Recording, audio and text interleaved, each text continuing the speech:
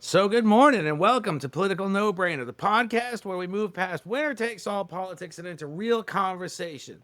And nothing gets realer than a California governor candidate. California is the center of attention in a lot of ways, and Thunder Parley is running for that position. He is also one of the candidates who took the HJTA pledge, which is the pledge to essentially not keep increasing homeowner tax, right? Homeowner property Correct. tax. So jump right in. We have that in Florida. We have SAOH, I believe, Save Our Home, where the property tax can only go up a very small percentage every year. I love it. I think it's a great idea, but it also does in California, I believe it could create a bit of a shortfall, revenue shortfall. But you jump right into it and tell me how you feel about it. Okay, I can tell you why I signed this pledge. Is it's about protecting homeowners and distortions in taxes and actually keeping revenue stable. Right now, a lot of our revenue comes from income tax, but it's extremely volatile. Nearly 50% of it comes from the top 1% of earners in California, which if we lose them, we're going to lose that revenue. Me signing this pledge, I personally have lived in my home for over 20 years, and I pay over $12,000 a year in property tax. That's And enormous. people are telling me I should be paying more, like 20,000 a year. That's absolutely insane. What do you expect retirees to do? What do you expect young families to do, right? So we have high property taxes. Now, we do have a law that often gets demonized called Prop 13. And everybody says, oh, this creates things that are unfair. It says if you buy your home, your assessment can only increase by 2% a year.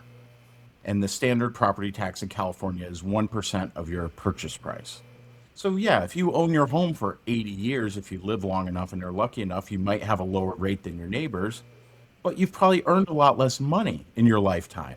So it's actually really fair. And this was created from a loophole of tax code from the aim. Government spending was just going out of control. And that is exactly what we have right now in California.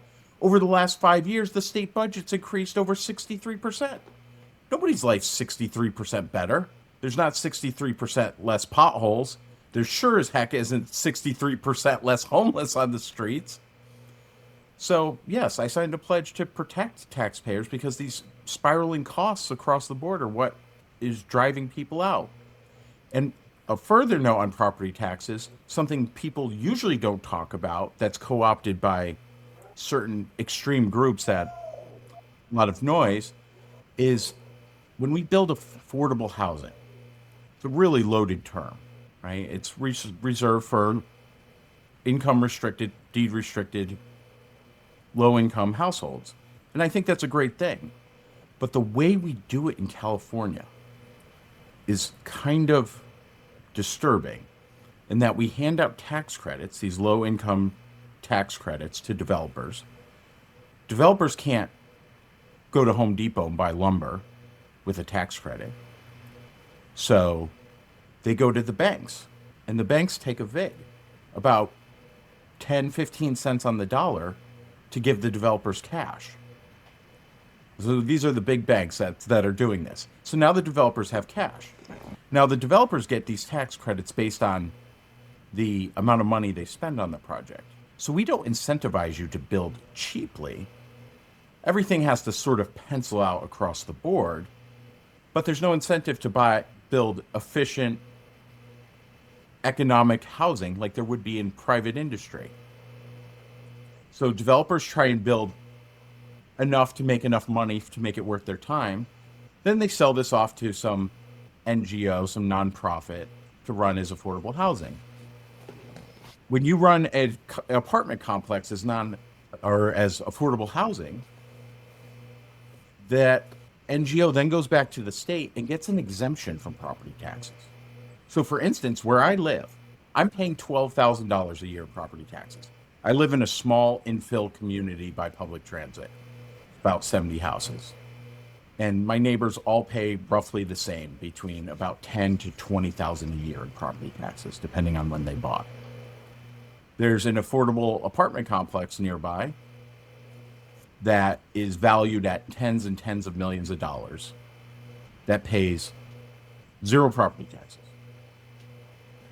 and about 30,000 a year in sewage fees, and that's it. And so for the people that want more and more property taxes, I'm like, who's paying their fair share here? We've created these massive distortions where we have nonprofits where people are paid very well, and the rest of us are subsidizing it. And that doesn't seem entirely fair. I want my taxes to help people be in affordable housing, but don't treat me like the enemy.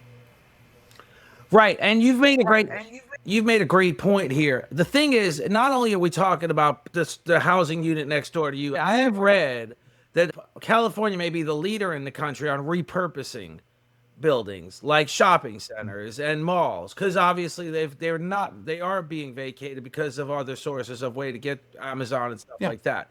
And then the repurposing has come with a real reduction in regulation as far as building code, and big tax breaks to developers who are repurposing those buildings and ultimately owning them for, at least in the beginning, at least to get them to 100% capacity where they could sell them at a huge profit, if not just keep them forever. So when we talk about the whole affordable housing thing, and it's not just a California thing, but it has become, California is the fulcrum of a housing crisis. You know, we really understand that California has a housing crisis, and an affordable housing crisis for that matter. What do you do about that? And then comes the idea of those developers that build those, to convert those buildings, they're getting huge tax breaks. Then comes the idea of giving homeowners a cut. You don't think there'll be a revenue shortfall. Is there another reason for the revenue shortfall? Some have said that the benefits that city workers are getting paid are just too high, or the long-term benefits, or retirement benefits. What is California's core issues? Why is it becoming so unaffordable? Like you said, you could literally pay off your house in California and still have to pay $1,000 a month to stay in it. And that's your case. Other people are paying $1,500, $2,000, $3,000, $18,000, $36,000 a year in property tax. And that's assuming I don't use any water or electricity, Right. because those are Right, out of just the control. baseline of taxes. Just a baseline of I'll give you taxes. two quick examples. We did as an experiment last year. We reduced my household water usage by 30%. 30% water reduction. 4 months later, my water bill was higher. Because of new increases. New increases, rates, fees. I did an op-ed on my website about when you turn on your light switch and turn on the lights in your room, you're not paying for just electrical generation and transmission. In California, we have attached 22 different taxes, fees, social programs, legislative pet projects to the rates you pay. We see a lot of national news about California's electricity's a little higher. It's about twice the national rate. No, I pay about 4 times the rate what people pay in Texas or Florida. I run the AC for a couple days. I have a $500 bill. That's insane.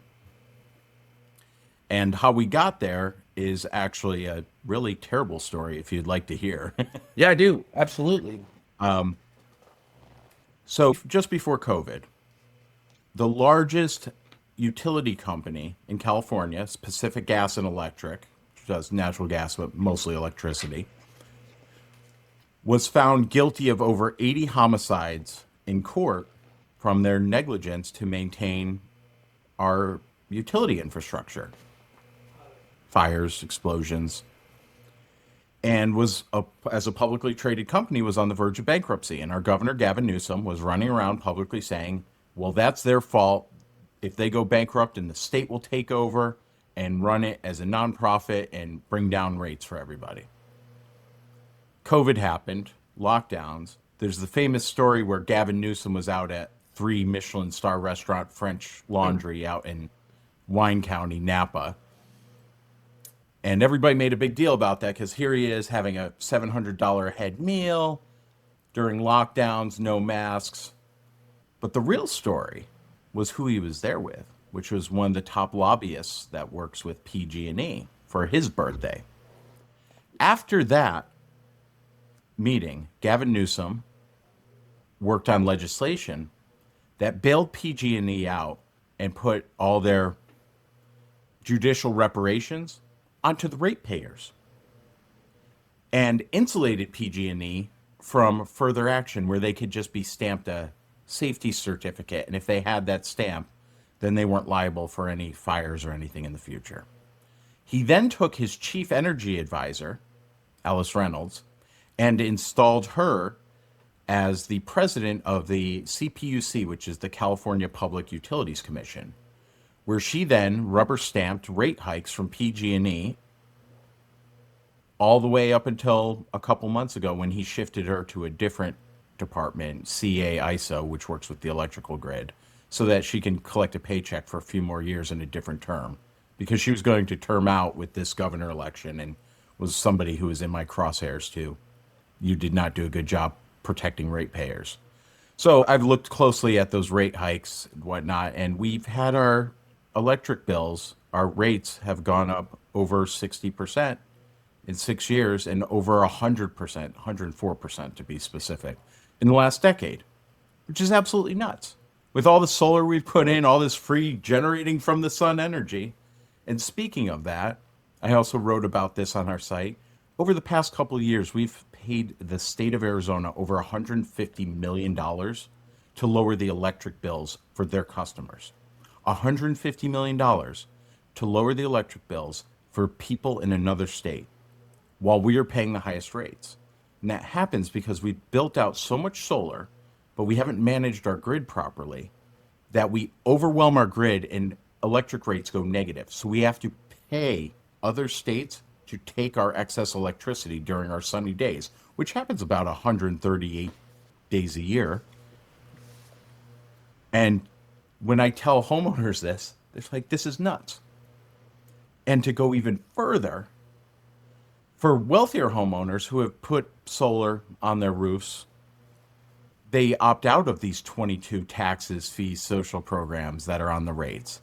So this is estimated to have shifted about $8.5 billion in 1 year of extra taxes and fees onto other ratepayers and renters across the state. So just Not $8.5 billion, just like you said, is being passed on directly to the taxpayers and the energy, the homeowners, the users of the energy. And PG&E got a major concession from the state as well, where they're being their losses. So it's privatizing losses and socializing, and it's socializing losses and privatizing gains. Whoever owns their shares is going to do very well because they've just mitigated their losses through the taxpayers. And again, this is something that happens in every state. We see it over and over. We talk about the hypocrisies of governing all across America at a federal level, at a state level, at a local community level. We see it all the time. And we keep arguing the point. But how do we fix it? How does Thunder Parley become governor, get sworn in? What's his first actions on his first day? I mean, what do you address first? I mean, they're talking today. I read, and I'm just throwing this out there. Mandami, the New York City mayor, he balanced the budget in lightning speed, 3 months on the job, and he balanced the New York City budget, $12 billion deficit by taxing. So the story went, he implemented these very wealthy individual taxes and building owners. Then comes the root of the story is the state sent over billions of dollars his way. You would have never had that coordination if it was a Republican mayor and a Democratic governor. So now you have that coordination. You have those billions coming running over to you in wheelbarrows because your governor is a Democrat and you're the new mayor of New York City, Mandami, and he's a Democrat. You got this whole holding hands, hugging, singing Kumbaya. What do you do as governor of California? Where do you get those billions to resolve these issues? Is there any hope of that? Is there any magic of that? We've seen the magic in New York, and we're going to build a story. But is that something that could happen in California? Or what does Thunder Parley do as governor? So on New York, and I have to look at it closer, but it appears to be a mirage, right? This is short-term things. These are like businesses trying to goose numbers for a quarter, politicians constantly trying to buy a headline, sensational politics. I'm a long-term thinker. I'm a long-term planner. Part of this comes from my background, having worked at Google, and for people who follow tech, know that there was the famous IPO letter from the founders, Sergey and Larry, that said Google's not a conventional company, and we plan for the long term. And having spent 18 and a half years there, I saw how long-term planning worked. And so There's no quick fix. In 2022, we had over $100 billion surplus. Surplus. And now, as of a couple years ago, we are projected to be soon at a structural deficit of close to $64 billion. Now, the stock market's done pretty good lately. We'll probably get a little more tax. We're still at a structural deficit of tens of billions of dollars. Our Balancing Budget Act is based on hand wavy revenue projections. We are losing private businesses and jobs. We've lost hundreds of businesses, tens and tens of thousands of jobs, nonstop. Yet our governor goes around bragging about the GDP and, oh, our jobs are great, but most of them have been in healthcare and government-backed jobs. It's not sustainable. So my long-term plan and one of my core policies is called MATH, which stands for Making Advancement Tax-Free for Households. California especially, we have a lot of benefit cliffs, commonly called poverty traps. And I've talked to people across the state that are concerned about this. One example I outlined was a mother making around $80,000 a year, single mom, working hard, gets childcare support. She might take a raise of about $100 a week, small promotion, cost of living increase, and hits a hard cutoff where she loses $20,000 to $22,000 a year in childcare, effectively getting a massive income negative increase, which makes no sense. Why would you punish somebody for making more money in such a severe way? Retirees or people near retirement that are working and get grocery assistance. And I talked to somebody who said I had to turn down picking up an extra shift because the extra $100, 80 after taxes, I would take home would have put me over the limit. I would have lost hundreds of dollars a month in grocery support. And so we need to smooth these out.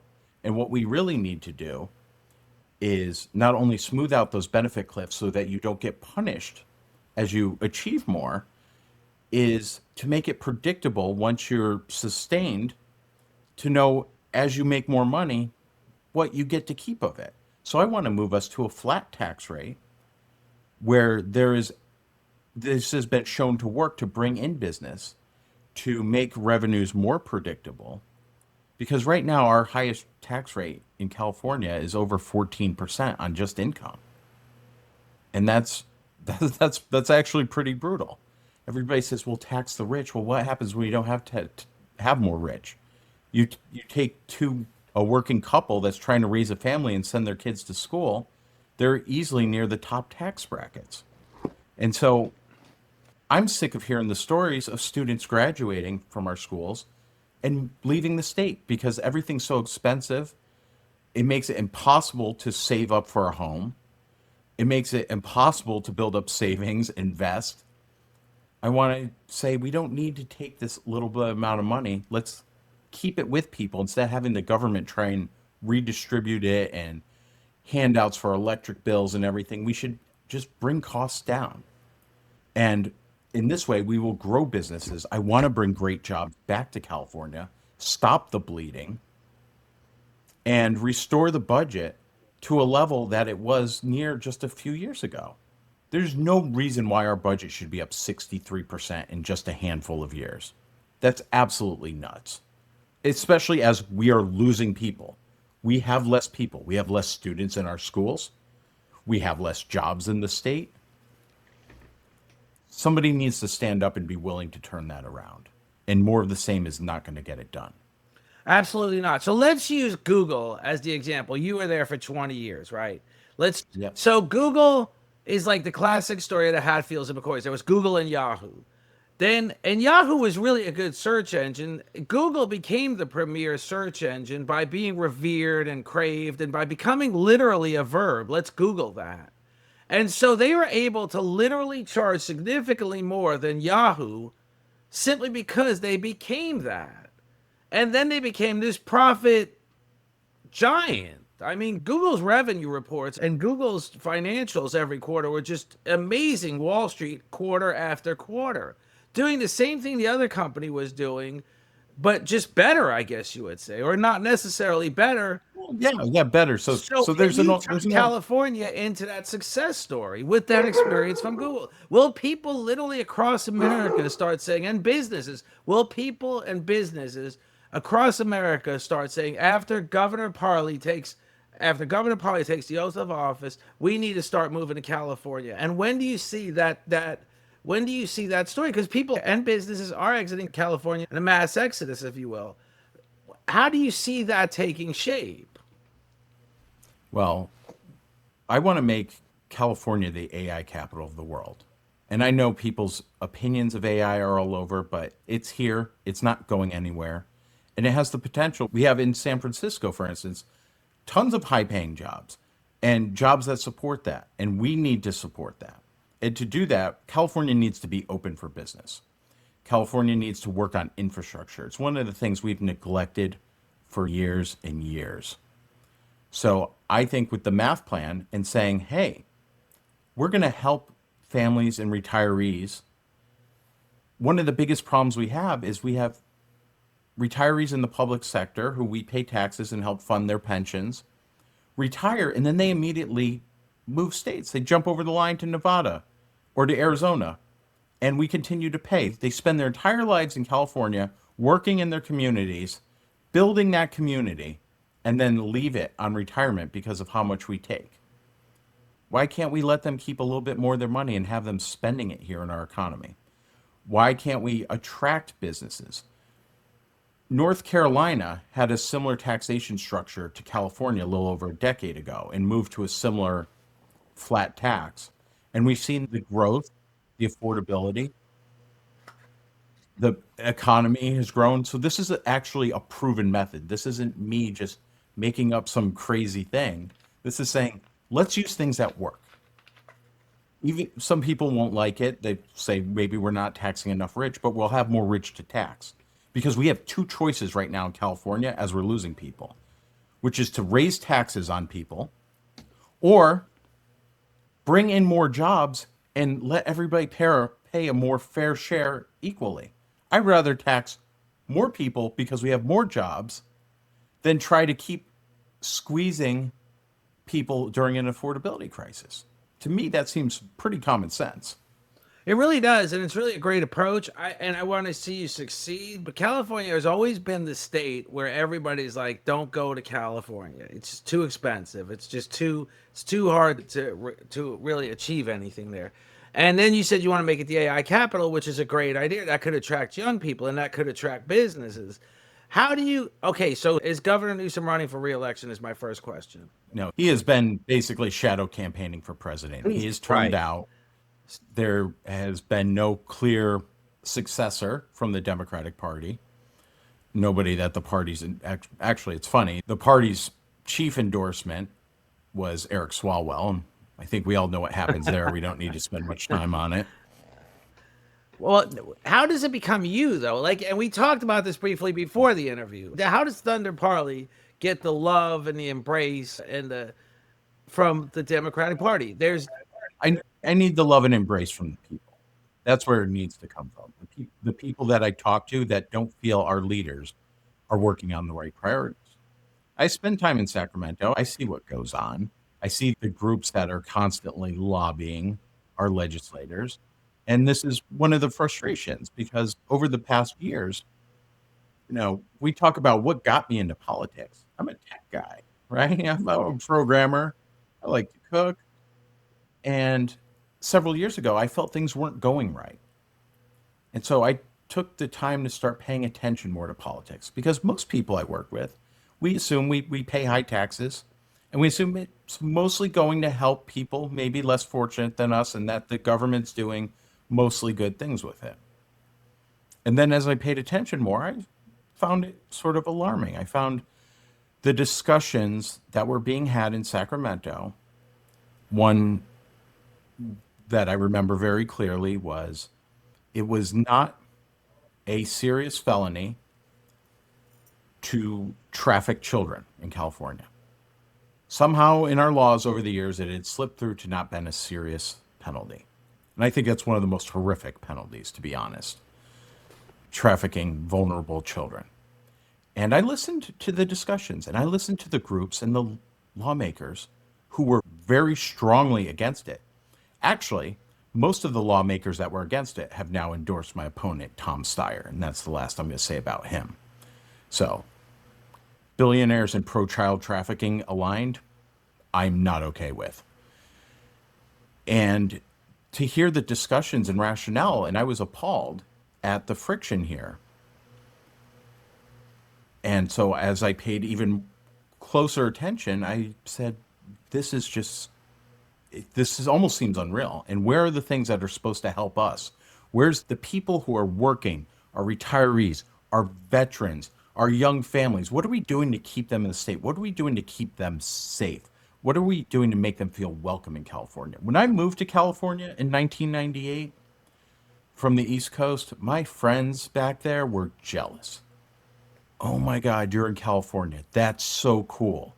That's so cool. My brother used to come visit me all the time. He loved California. Fast forward to just 2 years ago, my brother came to visit after not coming out for a number of years.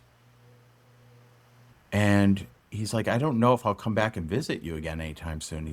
What the hell happened? And we've seen it slowly happen. We see it in our streets.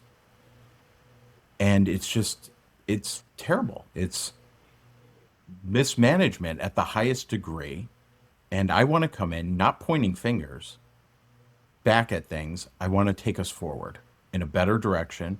It's not a blow up the system and start over. It's let's start fixing things and do better for the people, because that's what being a public servant is supposed to be about. I only want to be a one-term governor to show that it can be done and that we can get things going in the right direction. I have a very blessed private life coming from showing up in California with only $50 to my name. I worked hard. Education was my mobility. I got a good job. I worked hard. I was rewarded. And I could just leave California and move somewhere else. But after sitting down with my significant other and going through the issues and talking about everything, I said I would regret for the rest of my life the opportunity and success I found in California to walk away without doing anything to try and preserve that for the next generation. Because it's heartbreaking. It's heartbreaking to know my family doesn't want to visit me because of the state of California, because of what these politicians have let happen. Protecting child traffickers over affordability, our governor selling us out to the utilities, and then letting everybody else run around saying everybody else needs to pay more taxes. For what? Where's the return? Where's the accountability? It's not there.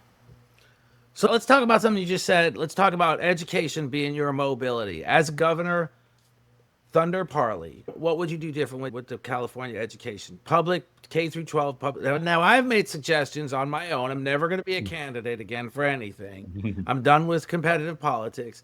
But I've made the suggestion that every state should endorse Montessori for all, public education, Montessori for all. We have so many kids getting lost in the system. They get to that first day of school and it just doesn't register. They just don't click. Whereas so many of those kids would do really well in an open forum, in an open environment, and an artistic environment like Montessori. Just vaguely explaining Montessori for a minute.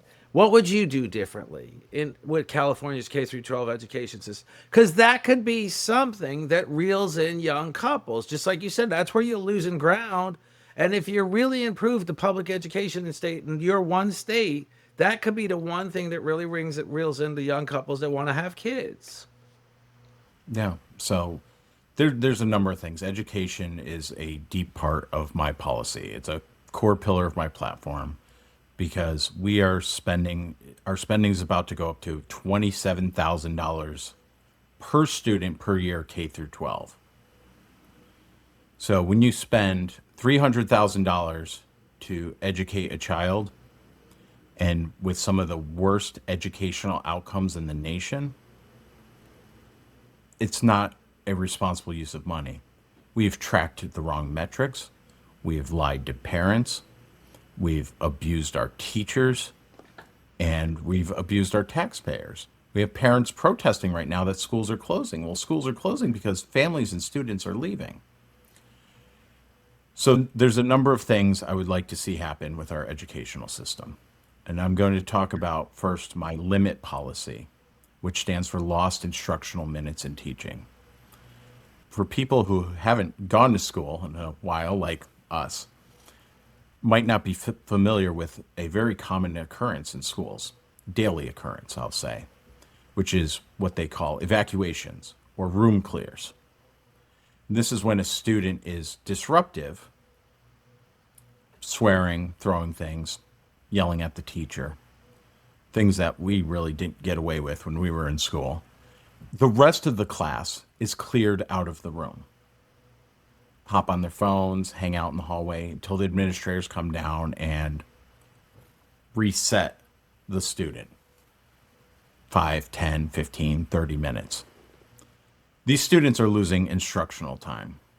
And study after study has shown that these repeat losses of instructional minutes economically disadvantage students for the rest of their lives by a significant amount.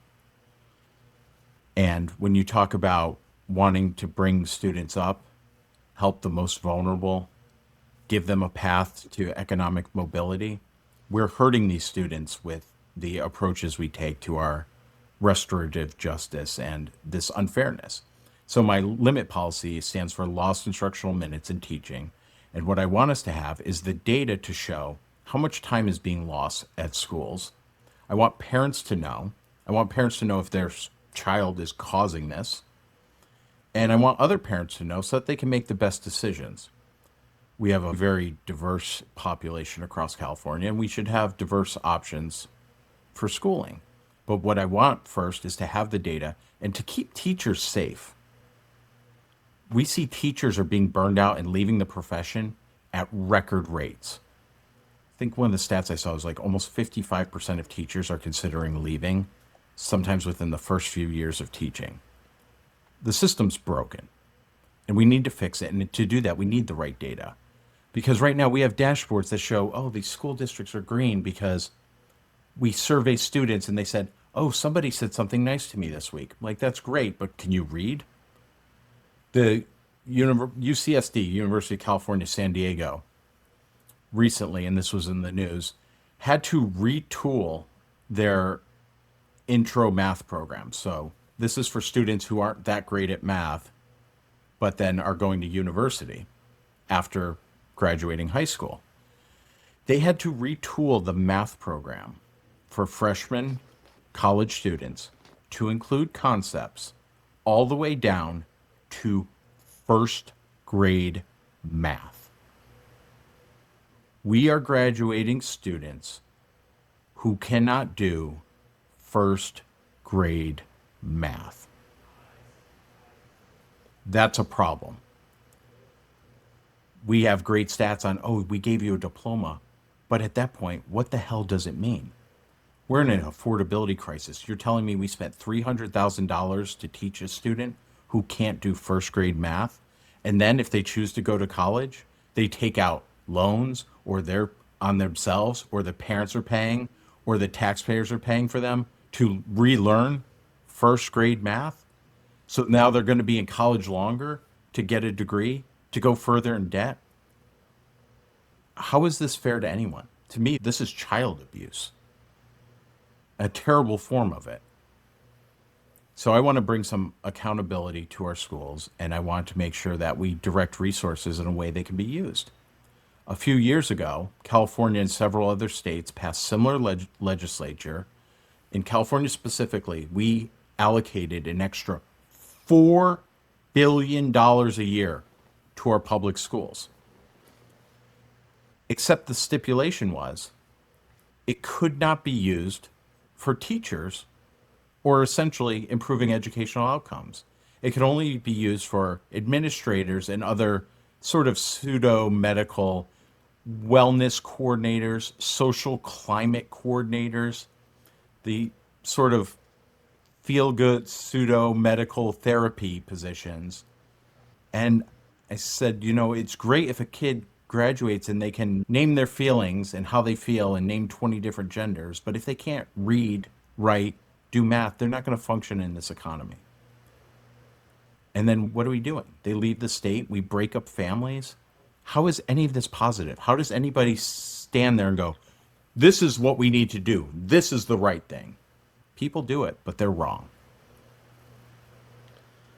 Thunder Parley. So you've got these great plans, and like you said, you really don't have to run for governor. This is something you're doing one term, win or lose. This is it, right? You're not going to run again, right? Yeah, because nothing changes from the top. I've talked to people, and it's mostly people that have long been in the establishment. They said, well, why don't you run for city council or state legislature? I said, I'm a problem solver. I'm an engineer. My job has always been get to the root of the problem and fix it. I'm not in it for temporary band-aids. I'm not in it for fame. I don't need the money from it. I've actually incurred great personal expense doing this. Right. But it's my way of Spend a trying to huge give back amount. and get the message out and actually do something for California. It's not about me, it's about the people of California.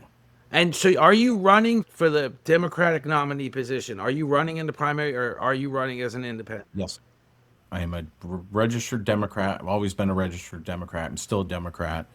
I disagree with my party at times, but But you're like, just I like me, also, you're a Democrat. So yeah, I absolutely am a Democrat. I'm on the ballot, along with the 60 other names for the primary coming up. okay, but there's 60, not necessarily 60, but there's a lot, right? There's 60. There's There's 60 names running for the It's why they Democratic. call it the jungle primary now. So now, because Governor Gavin Newsom's name is not on the ticket, or he would have the nomination, pretty much, let's just say less. Then comes the 60. Where would you say you rank within those? Where would you think? What are your chances of getting the nomination? Because it's just like anything. Like if I open McDonald's, I'm going to do a lot of business. If I open Coach Trippy's Burgers, I'm not going to do a lot of business. So it's the Democratic. It's that D by your name that's going to make all the difference in the general election. Where would you say you sit in the ratings of those 60? Well, this is a tough question because we see polling all the time, right? And these polls are about 800 to 1,000 people that they poll across the state. And they give their margins of errors. And I'm a math guy. But these polls are really traditionally have been focused on narrower races, right? You have a top 2, 3 candidates. How are they polling? And with such a wide base, the people that know me or hear my message or hear my plans are very supportive.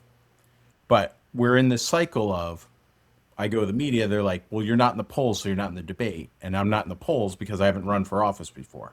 Even my own party, the party of free speech, did not let me speak in February at our California Democratic Convention. When my team approached them about me speaking, they said, well, unless he has been elected to a higher office like Congress before, or is willing to put $1 million into his campaign, you're not. So basically, it was Thunder, buy $1 million ticket and you can speak to the party and share your ideas. And I said, I'm a fiscally responsible person and I've run my campaign in a way. I built my own website, even to put some words in the mailer that goes out from the state, the candidate ballot catalog. Went $25 a word. It's over $6,000 to put a couple sentences in there. For the price of 2 words, I built my entire website. And that's just ridiculous when you think of that the Democrats have this policy, they want a candidate in every race. But the minute you say, they asked me about city council, and I said, I'm done. I'm done with competitive politics. But the point was, it's also the fact that the way they do business. And I don't know how the Republicans do business. I've never done business with them. I have talked to them plenty. I love a lot of them. I go to their little office, and here it's in, where is it now? I forget. Anyway, I could drive over there. I just can't remember the name of the town. And they're fun to sit with. I sit and have coffee. One lady particularly really tries to get under my skin, and she really doesn't. But you know what? I've never done business with Republicans, but I can honestly say my disdain for the Democratic Party is a big part of that. When you talk about pricing, when you talk about them telling you, if you want to speak to this convention, we need to see $1 million in your account. If you want to put a small paragraph in our flyer, it's, I don't know what you said, $500 a word or Yeah. $600. $6,000. $6,000. I Six mean, thousand dollars. and they're already. I mean, what did money do for them? Kamala Harris raised $1.5 billion, and it didn't do crap for her. Yeah, I generally agree with enough of the platform of doing good for people, helping people out, supporting small businesses that are the lifebloods of our community. But then on the other hand, we support policies that destroy small businesses, that destroy our communities. So in November of 2024, we had an election, a very consequential election. And what was on the ballot in California? This isn't about the president. We had a voter initiative called Prop 36. And what had happened was 10 years earlier, we passed a voter initiative while Kamala Harris was the Attorney General, and she titled it the Safe Neighborhood and Communities Act. And it was based on the principle of, we don't want mass incarceration. Let's turn down the penalties on some things, decriminalize small drug possession. And one of the things it did was it changed shoplifting from being a misdemeanor to its very own class of penalty, which was basically an administrative ticket.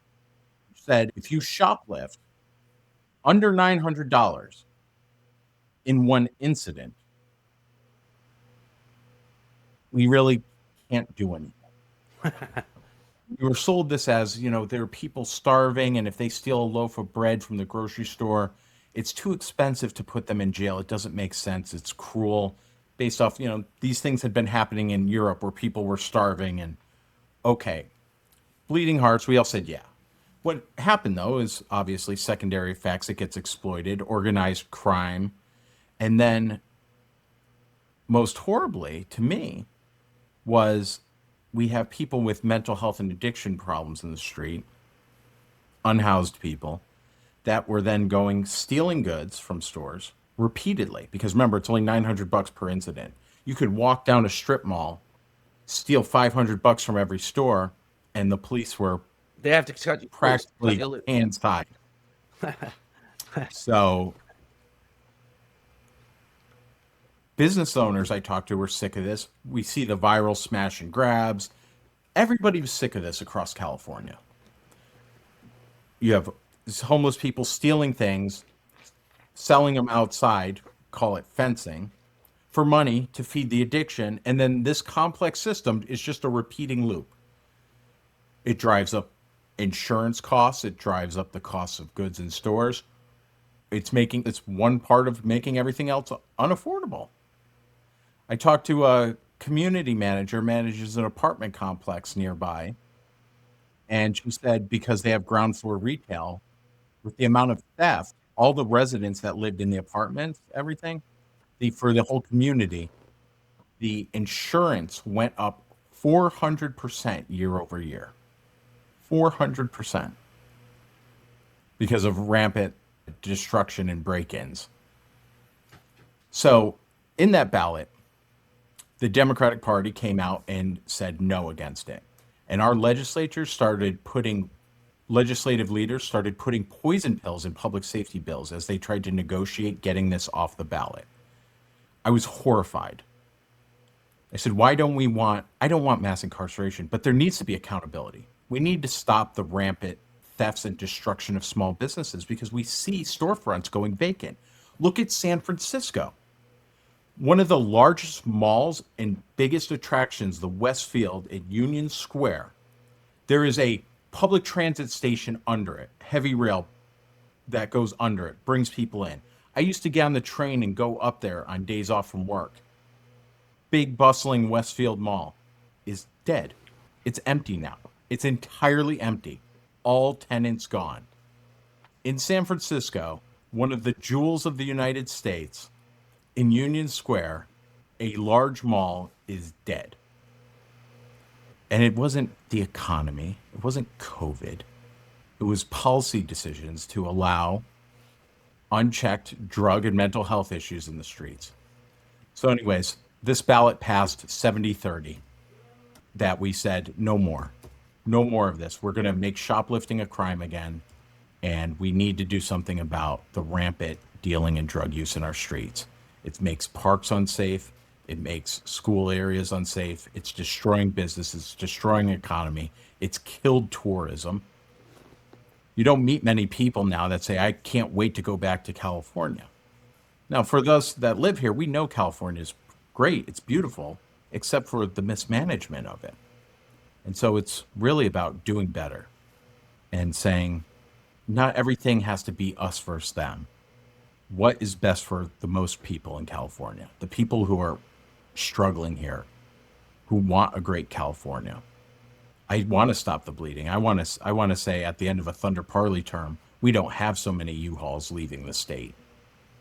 Yeah, I believe that could happen, and I'm looking really forward to you getting at least a nomination and then having that bully pulpit to really talk about what you want to do. And I think you may get there. I mean, 60 people, it spreads the vote to a point where it's attainable. Whereas California being a big state, if you have 3 guys, you know the one with the most connections is going to get it. 3 guys and gals. I'm not necessarily being sexist when I say that, but Yeah. but Thunder, you've been incredible. I think you're going to be an incredible candidate, and I do want to talk again in the next 30 or 40 days and see how your campaign is going. I know you're going to a great expense of your own. Are you fundraising as well? I've been trying to. It's been a tough cycle because a lot of donors have kept their pocketbooks closed for a long time through this cycle. I initially announced my campaign publicly at the end of September, and it's been tough because I'm not a recognized name, and I've raised some funds, but now coming up on the primaries, my focus is on getting my message out and getting those votes. Well, I'm looking forward to you doing really well. So I'm going to talk to you soon, Thunder. Thunder Parley, governor, All right. candidate for governor of California. He's in the Democrat primary, and I hope he prevails because that would make all the difference. But you know what? If you don't prevail, stay in it. My one run, I stayed in as a write-in candidate just for the heck of it.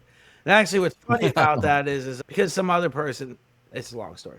But unfortunately, a candidate had died, and I would have been a potential option to replace her if I hadn't have stayed in as a write-in candidate. But that was okay too, because like I said, I've made my decision. I'm done with competitive politics. When I was in competitive politics, I said really my thing isn't raising money, it's raising awareness. Nobody really liked that thinking. So now that's what I do on my podcast. So I found my wheelhouse, and I'm finding guys like you, independent and with Democratic candidates. I'd love to talk to the other 59 candidates on my podcast because California has, as everybody knows, this is no great statement I'm making, it has a great deal of potential. But the downside right now is what everybody's focusing on. And the fact of the matter is that you can love Gavin Newsom all you want. If he runs for president, he's just going to screw the pooch as president because he screwed the pooch as governor because he's leaving with the downside abundantly apparent. He hasn't done a good thing for California. $24 billion spent in 5 years on homelessness with no accountability. And in fact, homeless is up between 30 and 40%. And that's going to be his presidency too. And it's just going to be, it's a signature item of most politicians. And then when people say, why does Donald Trump get the attention he gets? I don't really have the answer other than why does Gavin Newsom get the attention he gets? I don't understand why he's so revered. He's screwed the pooch the whole time he's been governor. I mean, I think Arnold Schwarzenegger did a better job in California than him. And he had no political experience whatsoever other than the signature right above his family names, which I think is like in total, what is it, a Schwarzenegger, a Shriver, a Kennedy. I mean, he basically had 4 brand names going with him. So he had some clout going in.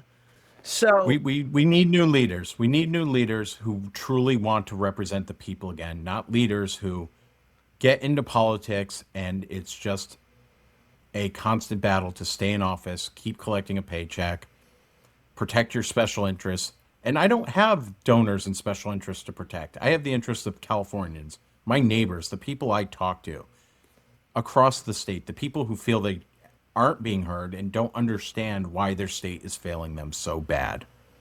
So I would encourage your viewers to, if they want to learn more or even chip in, check out votethunder.com.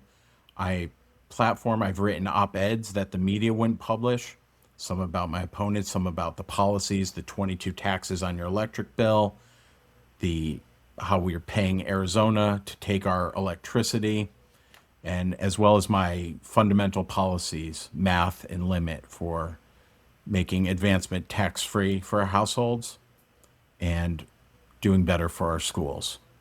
So here's my plan. In the next 30 days or sooner, I will have my plan for America published. It's already in the hands of my partner. She's incredible with actually tweaking it. And then I'm going to get with all the candidates I've had on my podcast. I'm going to email it to them, and you can rip it apart. It's not a progressive approach. It's really not an ultra-conservative approach either. It's kind of middle of the road. It kind of makes an attempt at bringing down the political temperature in America. And it's not a candidacy. It's just a plan with a third-party name, a new creative third-party name. And we're going to have it out there. We're going to have it on our website, politicalnobrainer.com. We're going to get it to you guys first. And I want to talk about it, see how it applies to your candidacy as governor, and see how it applies to... I had Dan Schaefer just on running as a Democrat state representative for Missouri, and I told him the same thing. My plan for America, how it bodes with your plan for California, his plan for Missouri. And I think it'll be an exciting conversation. So I'm looking forward to speaking to you again, Thunder. It's been incredible. I hope you are the guy that gets the nomination, because really we need you. We need creative thinkers. We need people that haven't been in politics. We need a guy that's been with Google for 20 years, because that's a great... We need leadership. Story. We need leadership. I've had people come back and say, well, you don't have experience. I said, what? Experience being part of the problem? Or creating that's not the problem, what we or need. being... We need strong, bold leadership to bring California forward in a better Well, direction. frankly, Governor Gavin Newsom is the problem, not the part. He is. I don't see any success in his tenure. There's nothing there. Like, there's this mass exodus, and he's running for president like he's this great success story. And we're going to wind up... And that's been part of the problem. He's, as far as I've been concerned, he's been an absentee governor the last couple of years. He's more focused on the presidency. He's running for president, basically. And generally, the rule is be his candidate for as short a period as possible. And he's already started his run 3 years before we even need to know who the hell's running. But exactly. Thunder, I appreciate your time. I appreciate you being so generous with your time. I'm looking forward to having you back on again.